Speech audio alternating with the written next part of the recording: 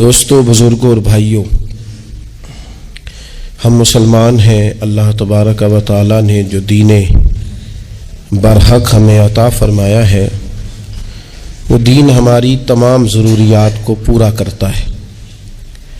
ہمیں یہ حکم دیا گیا ہے کہ ہم اللہ سے جب بھی مانگیں دنیا اور آخرت کی بھلائی مانگیں۔ ہمارے ہاں چونکہ ایک بڑا طبقہ ایسا ہوتا ہے الا ماشاء اللہ جس کو دنیاوی ضروریات پوری طرح گھیر لیتی ہیں اور دنیا داری کے مسائل ذہن پر، دل پر پوری طرح حاوی ہو جاتے ہیں۔ ہر وقت تصور یہی رہتا ہے کہ کسی طریقے سے میری دنیا داری مضبوط ہو جائے، میری دنیا داری مکمل ہو جائے، میرے روزمرہ کے کام پختہ ہو جائیں۔ اس کا لازمی نتیجہ یہ نکلتا ہے کہ انسان دینی کاموں کو بھی معاذ اللہ دنیا کے لیے کرنا شروع کر دیتا ہے۔ کعبۃ اللہ میں جا کر بھی، بیت اللہ شریف کا طواف کر کے بھی، حجر اسود کے بوسے کے بعد بھی، مقام ابراہیم پر نفل پڑھنے کے بعد بھی، حتیٰ کہ نبی اکرم صلی اللہ علیہ وسلم کی بارگاہ عالی مرتبت کی حاضری کے دوران بھی الا ماشاء اللہ لوگ دنیا ہی مانگتے رہتے ہیں۔ میرا فلانا کام ہو جائے، میرے بچوں کے معاملات سنور جائیں، فلاں کا مستقبل بہتر ہو جائے۔ دنیا کی خیر اللہ سے مانگنا برا نہیں، لیکن صرف دنیا ہی مانگنا اور اپنی آخرت کو فراموش کر دینا۔ اللہ فرماتے ہیں والآخرۃ خیر وابقیٰ، آخرت تمہارے لیے بہتر بھی ہے اور ہمیشہ باقی رہنے والی بھی ہے۔ قرآن مجید نے سورہ بقرہ کے اندر قریش مکہ کی اس عادت کا ذکر کیا ہے۔ فرمایا جب وہ حج کرتے تو ان کا طریقہ یہ تھا کہ وَمِنَ النَّاسِ مَن يَقُولُ رَبَّنَا آتِنَا فِي الدُّنْيَا، ان میں سے کچھ لوگ یہ کہا کرتے تھے کہ یا اللہ ہمیں دنیا عطا کر دے، ہمیں دنیا دے دے۔ رب فرماتا ہے وَمَا لَهُ فِي الْآخِرَةِ مِنْ خَلَاقٍ، ان لوگوں کا آخرت میں کوئی حصہ نہیں۔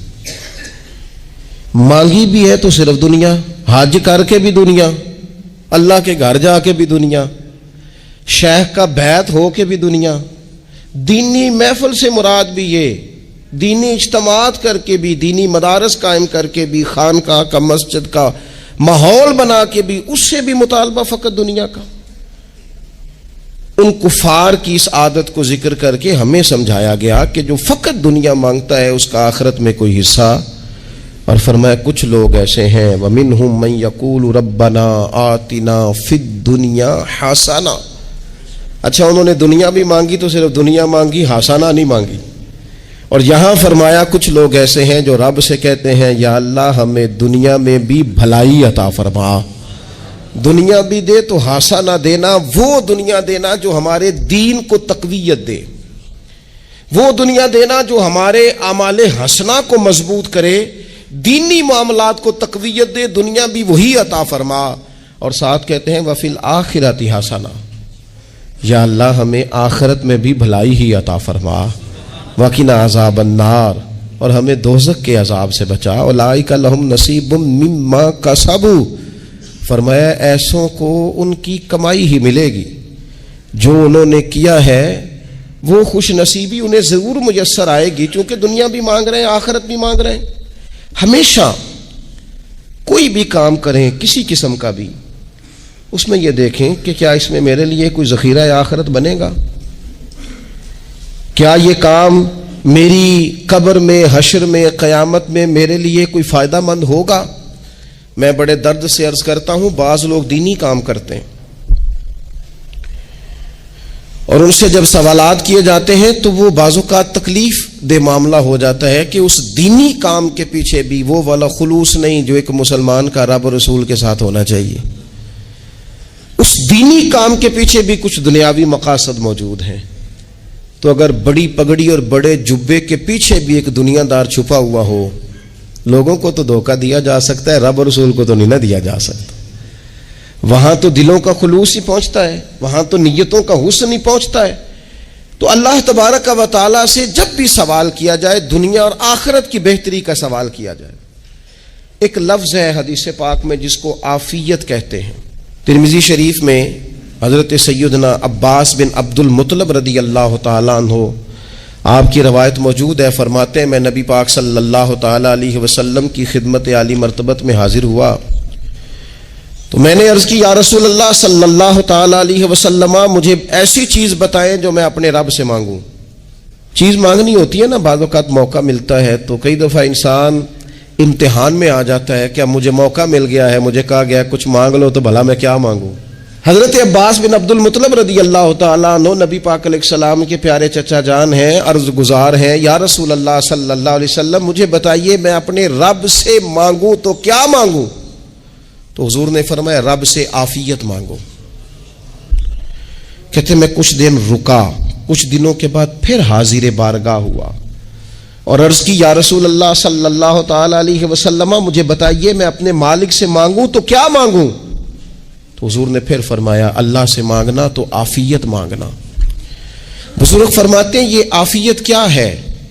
عافیت یہ ہے کہ یا اللہ ظاہری پریشانیاں، باطنی پریشانیاں، اے اللہ ظاہر کے میل کچیل بھی دور ہو جائیں، باطن کے بھی دور ہو جائیں، اے اللہ ہر معاملے میں، ہر آزمائش میں، ہر دکھ میں ہمیں تیری پناہ نصیب ہو جائے۔ یہ عافیت ہے۔ اور صوفیہ کرام فرماتے ہیں عافیت سے بڑی نعمت کوئی نہیں اگر کسی کو میسر آئے تو، عافیت سے بڑا حسن کوئی نہیں اگر کسی شخص کو یہ نصیب ہو جائے۔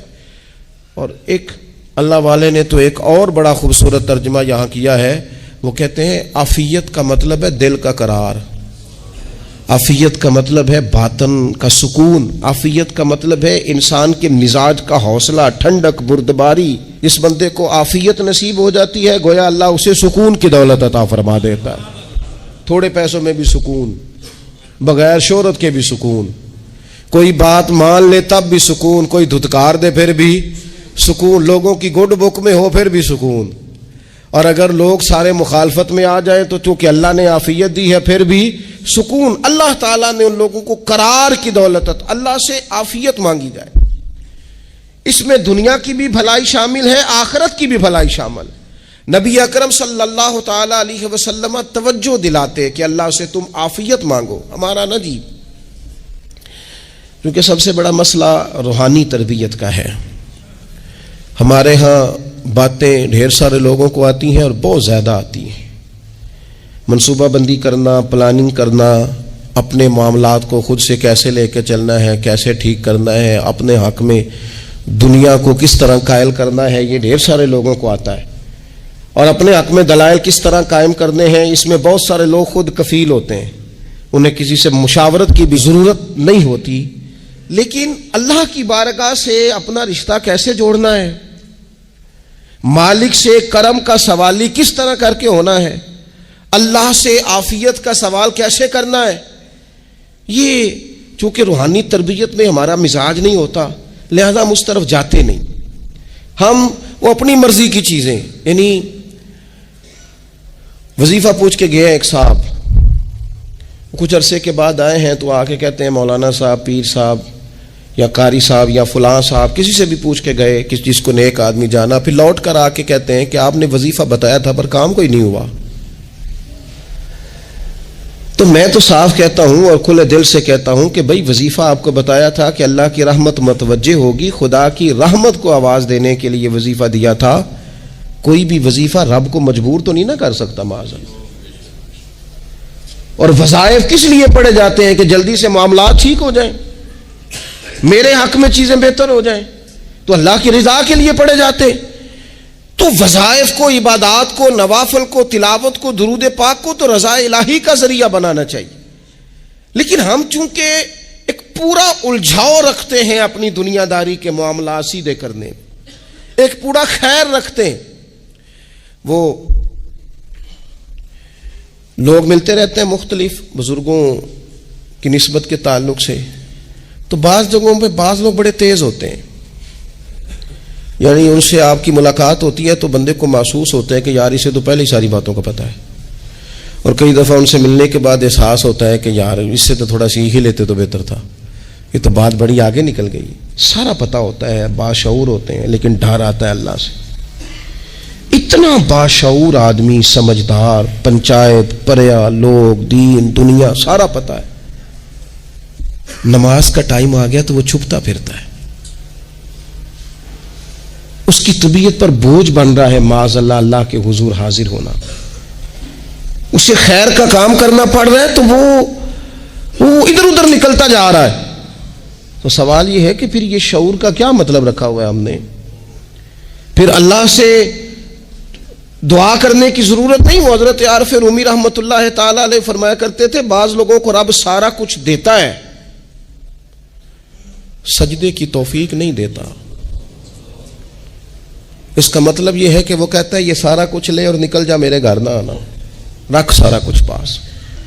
رب سے عافیت مانگی جائے، اس سے اس کا فضل مانگا جائے، اس سے اس کا کرم مانگا جائے۔ اللہ کے پیارے رسول صلی اللہ تعالی علیہ وآلہ وسلم اس عافیت مانگنے پر زور دیتے، توجہ دیتے۔ میں آپ کو صحیح بتاتا ہوں، رب نے اگر کسی بندے کو عافیت میں رکھا ہو نا تو حالات کیسے بھی برے چل رہے ہوں اس کا بگاڑ کچھ نہیں سکتے۔ اور اللہ تعالیٰ معاف کرے 100 دفعہ خاکم بدہن، اگر کسی وقت اس کے کرم کی نگاہ پھر جائے تو پھر سارے اسباب سمیت بھی انسان اپنے پیروں پہ کھڑا نہیں رہ سکتا۔ اس سے جب تک طلب کرم نہیں ہوتا، طلب عافیت نہیں ہوتی، اس کی بارگاہ سے جب تک بندہ مومن پورا رجوع نہیں کرتا، یہ عافیت اتنی اعلیٰ چیز ہے کہ نبی پاک علیہ السلام نے فرمایا اذان اور اقامت کے درمیان جو وقت ہوتا ہے اس میں دعائیں رد نہیں ہوتی۔ دعا مانگا کرو گے تمہاری اللہ اپنے فضل سے قبول کر لے گا۔ عرض کی یا رسول اللہ کیا مانگے؟ تو فرمایا عافیت مانگو رب سے۔ حضرت انس بن مالک حدیث کے راوی ہیں رضی اللہ تعالیٰ عنہ، یہاں بھی فرمایا یہ عین قبولیت کا ٹائم ہے، اب اللہ سے عافیت مانگ لو، اس کی پناہ۔ ہم دعاؤں میں بھی محدود ہو جاتے ہیں۔ رب دا طالب کوئی نہ ملیا، جو ملیا طالب زردہ ہو، دعاؤں میں بھی حد بندی۔ بعض اوقات بچے بھی تربیت کرتے ہیں نا، ایک مولانا ہے ان کا خیال ہے کہ انہوں نے مجھ سے کچھ پڑھا ہے تو کبھی کبھی استاد جی کہہ دیتے ہیں، بہت پرانی بات ہے، انہوں نے مجھے فون کیا کہ اگر آپ کبھی تشریف لائیں، تو میں نے کہا پتر دعا مانگ اللہ کو چھوٹی جی گڈی دے وے۔ تو اس بچے نے میری بڑی تربیت کی، کہنے لگا استاد جی اللہ کو لو منگنی جے تے وڈی ساری منگو، آپ نے محدود کیوں کیا کہ بھئی یہ چھوٹی سی اللہ گاڑی کیوں اللہ چھوٹی دے، رب دے تو بڑی دے اور رحمت سے دے، اللہ سے مانگنی ہے نا جی۔ ہم تربیت نہیں لیتے۔ میں نے اس کا شکریہ ادا کیا، میں نے کہا بیٹے تو نے بڑی سونی بات کی، اللہ تجھے اس کا اجر عطا کرے، اللہ تجھے برکات عطا کرے۔ اگر آپ نے سیکھنا ہے تو پھر آپ سیکھ لیں گے، اور اگر نہیں سیکھنا تو پھر یہی کہنا ہے ساری عمر لنگ گئی بندہ کو نہیں ملیا، چونکہ مزاج نہیں ہے نا سیکھنے کا، اس لیے پھر ملا ہی کوئی نہیں، پھر ساری زندگی کو میسر ہی نہیں آیا، کسی نے نصیحت ہی نہیں کی، کوئی آنکھوں کو بھایا ہی نہیں۔ خود ہی بڑے سیانے تھے، خود ہی بہت بڑے تھے، اپنا قد ہی بڑا اونچا تھا، سب ٹھگنے چھوٹے اور کمزور اور بونے نظر آئے۔ عزیز بھائی، جب عافیت، ایک بزرگ تھے ہر وقت اللہ سے عافیت مانگتے تھے، ہر وقت اللہ سے عافیت مانگتے تھے، ہر وقت عافیت مانگتے تھے۔ لوگوں نے پوچھا، لوگ ان کو صالح جانتے تھے، نیک سمجھتے تھے، کہ حضور آپ اور کوئی دعا مانگتے نہیں، عافیت ہی مانگتے ہیں۔ فرمانے لگے میں مانگا کرتا تھا شروع میں، بعد میں خیال آیا ہے اور بھی دعائیں مانگا کرتا تھا، یہ احساس بعد میں نصیب ہوا۔ فرماتے میں مزدوری کرتا تھا، مال برداری کرتا تھا، ایک جگہ پہ ڈیوٹی کر رہا تھا تو تھک گیا، اور وہ جو کام لینے والے لوگ تھے ان کے رویہ بھی بڑا ترش تھا، تکلیف ہوئی، تو میں نے اپنے مالک کی بارگاہ میں عرض کی مالک اگر 2 روٹی بغیر مجھے مشقت کے مل جائے دن میں تو تیری بارگاہ تو بڑی کریم ہے۔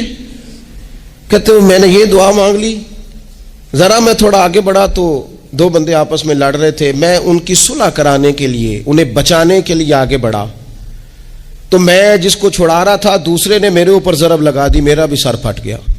تھوڑی دیر کے بعد وہاں پولیس آ گئی، وہ تینوں کو لڑنے والا سمجھ کے اٹھا کے لے گئے، مجھے جیل ہو گئی۔ 2 روٹیاں بغیر مشقت کے روز ملنی شروع ہو گئی۔ دعا مانگی تھی نا کہ یا اللہ 2 روٹیاں مل جائے نا بغیر مشقت کے، کہتے ہیں وہ 2 روٹیاں روز ملتی، کوئی کام نہیں کرنا پڑتا تھا، پر جیل ہو گئی۔ فرماتے ہیں میں بڑا پریشان تھا، روز روٹیاں پابندی سے آتی اور بہترین آتی، کھانا ملتا۔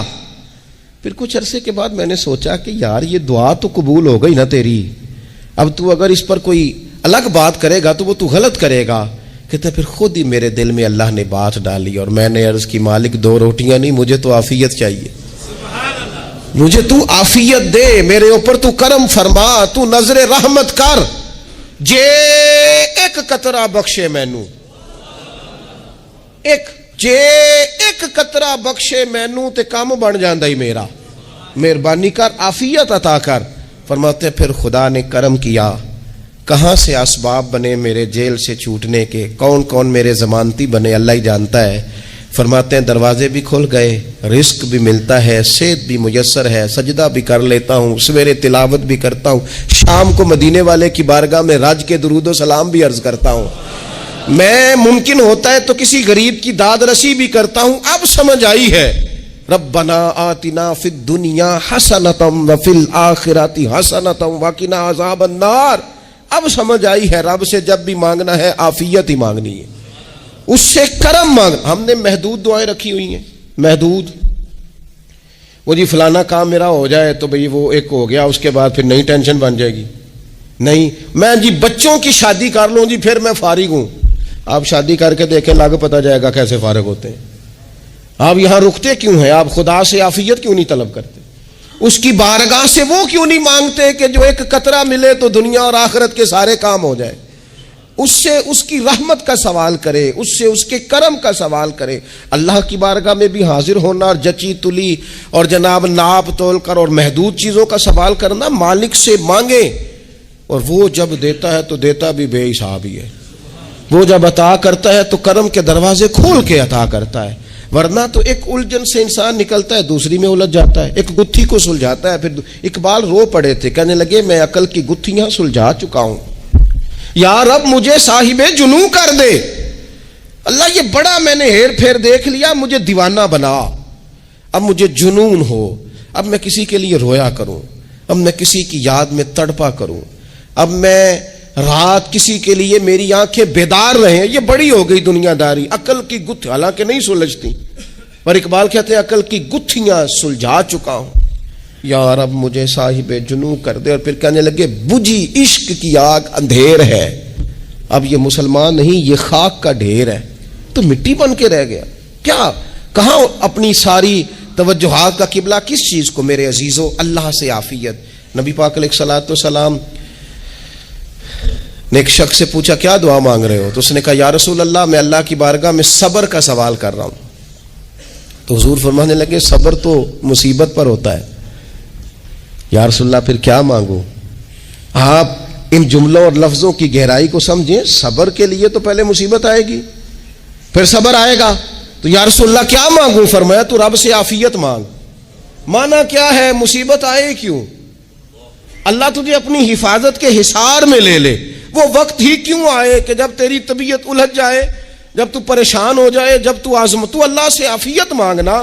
جب تو عافیت مانگے گا تو اگر کبھی مشکل آئے گی بھی نا, تو خدا پھر اپنے فضل سے مشکل سے نکلنے میں رستہ بھی بڑی جلدی عطا فرمائے گا اور تیرے اوپر فضل فرمائے گا. اگر عافیت, یہ جو ہم نبی پاک کی امت ہے نا, تو یہ ہمارے گرد اللہ کے فضل اور اس کی رحمت کا حصار ہے. یہ حصار ہے ہمارے گرد. وہ درویش نے کہا تھا نا کہ کروں شکر کتنا اور کروں فخر کتنا کہ تیرے کرم نے مجھے فائز المرام کیا. دیکھو بنا کے سید عالم کا امتی مجھ کو گناہ سے پہلے ہی بخشش کا انتظام کیا. ابھی میں نے غلطی کی نہیں, لیکن مجھے حضور کا غلام بنا دیا, بخشش کا بندوبست پہلے ہو گیا. اپنے مالک سے بیمار بھی اس سے عافیت مانگے, مقروض بھی اس سے عافیت مانگے, بے اولاد بھی اس سے عافیت ہی مانگے, صاحب اولاد بھی اس سے عافیت ہی مانگے, جو دولت کے حصول کے رزق حلال کے خواہش مند ہے وہ بھی اس سے عافیت مانگے, اور جن کی جھولی اس نے بھر دی ہے وہ بھی اپنے رب سے عافیت ہی مانگے. مالک سے جب سوال کرے, ایک بزرگ تھے انہوں نے تو اپنی انگوٹھی میں لکھوا لیا تھا کہ یا اللہ مجھے عافیت عطا فرما.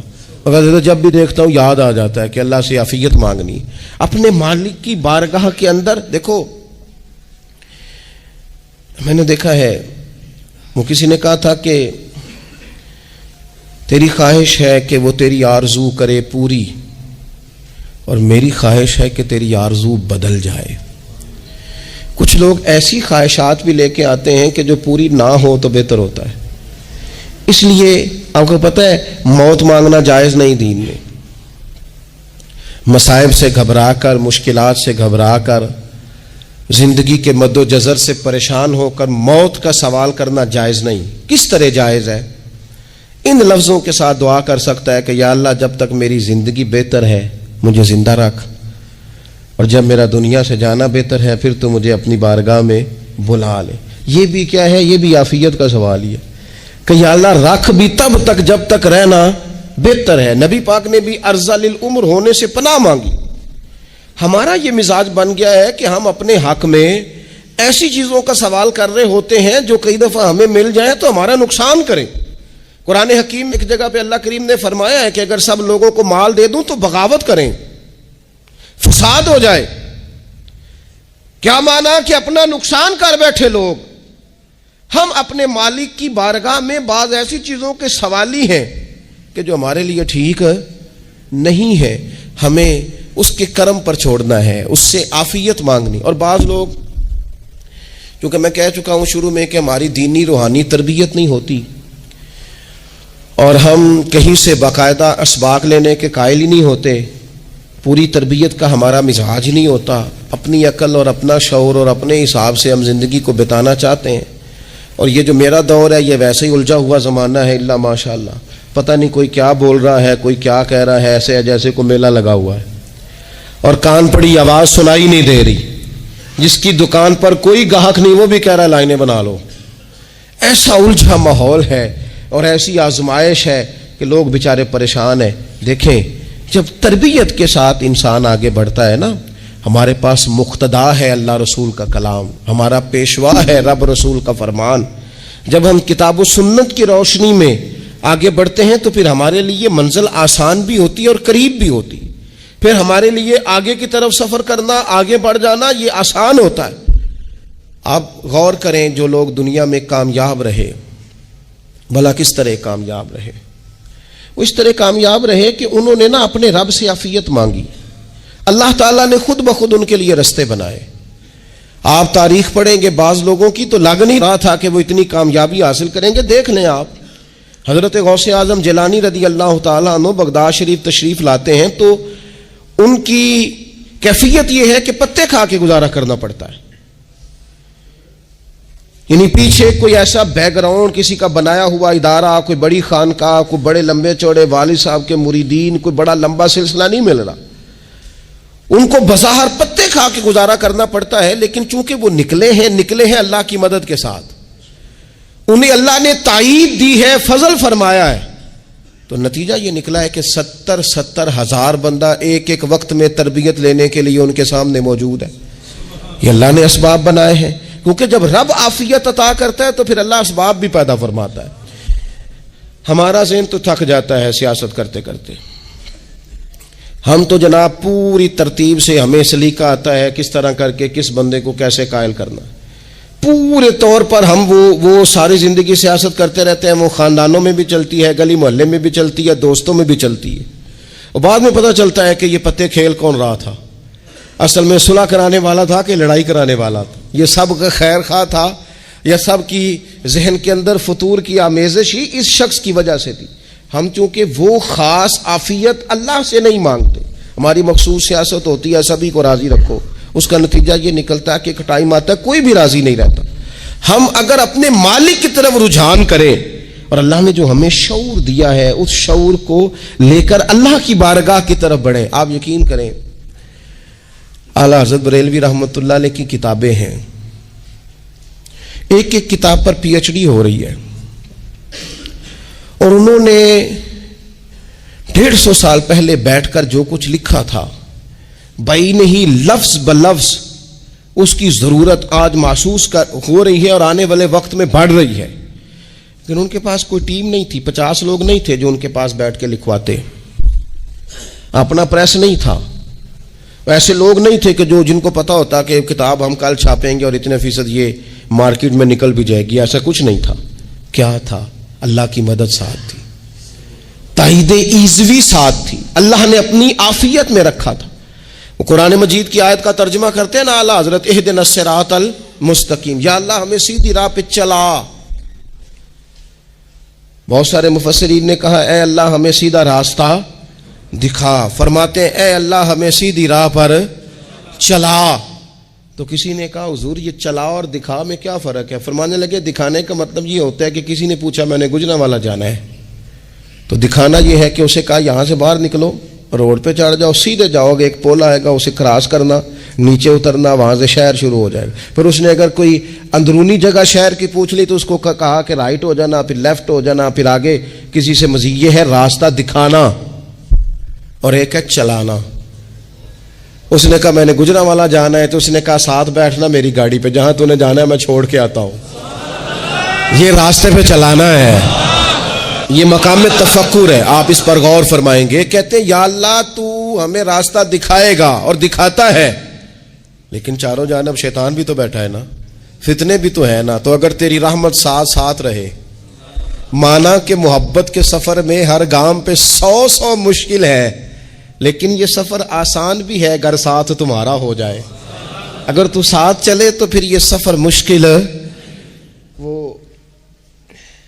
ہارون رشید نا اپنے محل کی چھت پہ ٹہل رہا تھا، سب سے اوپر والے چوارے پر، نیچے سے حضرت بہلول دانا گزر رہے تھے، اوپر اس کے ساتھ سپاہی بھی تھے، گن مین بھی تھے۔ اس نے کہا یہ بابا تو ذرا اوپر اٹھاؤ۔ انہوں نے ایک ڈولی، ایک ٹوکری سمجھ لیں، اس کو رسیاں باندھ کے نیچے پھینکا۔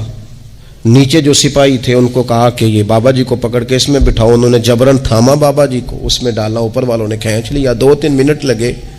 ہارون رشید کے سامنے حضرت بہلول دانا پہنچ گئے تو تھوڑے ناراض بھی ہوئے کہ یہ کوئی طریقہ تو نہیں نا بلانے کا۔ ملاقات ہوئی تو کہا کیوں بلایا؟ کہنے لگا ایک مسئلہ پوچھنا تھا۔ فرمانے لگے بادشاہ ہے نا، تیرے مسئلے پوچھنے کا بھی اپنا ہی انداز ہے، پوچھ مسئلہ۔ کہنے لگا بابا پوچھنا تھا کہ آپ اللہ تک کیسے پہنچے؟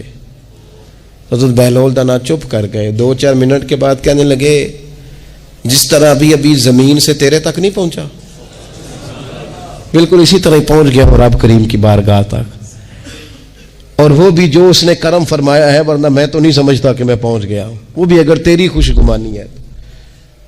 ہارون رشید کہنے لگا مجھے سمجھ نہیں آئی۔ فرمانے لگے تو بادشاہ جو ہے اتنی جلدی کیسے سمجھ میں آئے گی تجھے بات؟ فرمانے لگے اگر میں تجھ سے ملنا چاہتا نا تو میں ایک درخواست لکھتا، پھر کسی وزیر سے سفارشی سائن کراتا، پھر وہ جمع کراتا، پھر مجھے ٹائم ملتا کہ فلاں دن فلاں تاریخ فلاں ٹائم آ جانا، پھر آ کے میں لائن میں لگتا۔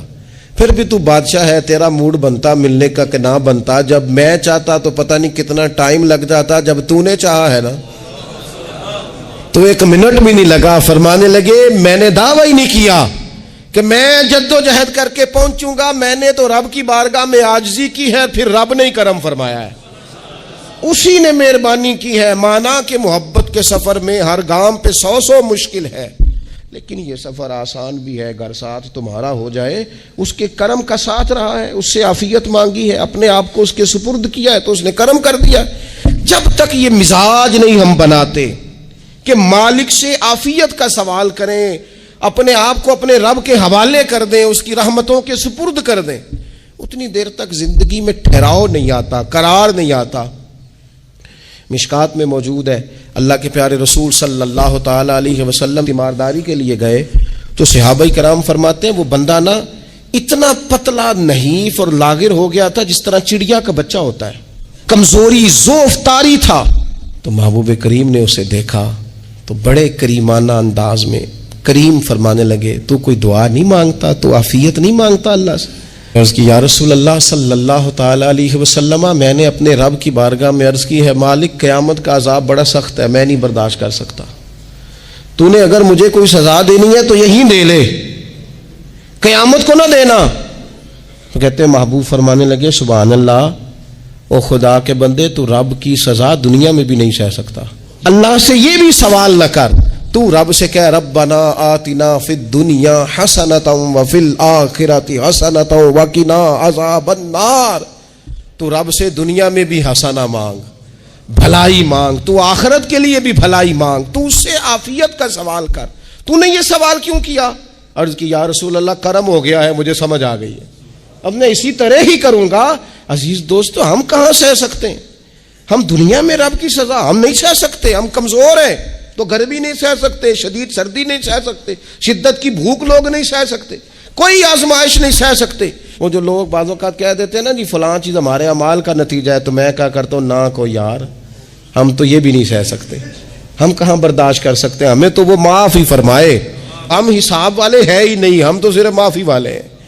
ہم سے نہ حساب پوچھے، اس نے حساب پوچھا تو پھر تو بڑی مشکل ہو جائے گی، اگر اس نے حساب پوچھا تو بڑی رسوائی ہو جائے گی، اگر حساب پوچھا تو مشکلات سامنے دکھائی دینے لگ جائیں گی۔ ہم سے تو وہ درگزر والا معاملہ کرے، ہم سے تو وہ کہے جا میں نے محبوب کے صدقے تجھے معاف کیا، جا تیرے لیے رحمت اور بخشش والا فیصلہ کیا۔ وہ کوئی سبب، اس کی رحمت کسی سبب کو دیکھ لے اور درگزر کر لے۔ تو آج کی پوری گفتگو میں آج آپ کو بڑی ذمہ داری سے یہ گزارش کر رہا ہوں، اللہ سے عافیت مانگے، ہر وقت عافیت مانگے۔ میری سالوں سے روٹین ہے، میں دعا مانگتا ہوں اللہم انا نسألک العفو والعافیت فی الدین والدنیا والآخرہ۔ اور یہ خاموش تبلیغ ہوتی رہی، میں مانگتا رہا، کئی بچوں کو ویسے یاد ہو گئی، اس کو یاد کر لیں، اللہ سے عافیت مانگے، دین میں، دنیا میں، آخرت میں، اس کو اپنا مزاج بنائیں۔ اللہ تبارک و تعالی ہم سب کو عافیت نصیب فرمائے۔ آخر دعوانا